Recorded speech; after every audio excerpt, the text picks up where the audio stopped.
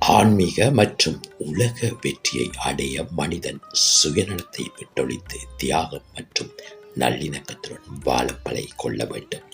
ஒவ்வொரு ஆண்டும் முஸ்லிம்கள் அந்த உன்னத நோக்கத்தின் அடிப்படையில் ஹஜ் பெருநாளை கொண்டாடுகிறார்கள். உலகம் முழுவதிலும் இருந்து முஸ்லிம்கள் அனைவரும் ஒரே நோக்கத்துடன் ஒரே புனித ஸ்தலத்தில் கூடி மனித குலத்தின் எதிர்பார்ப்பான சமூகத்தின் ஒருமைப்பாட்டிற்காக இத்தினத்தில் பிரார்த்தனை செய்கிறார்கள்.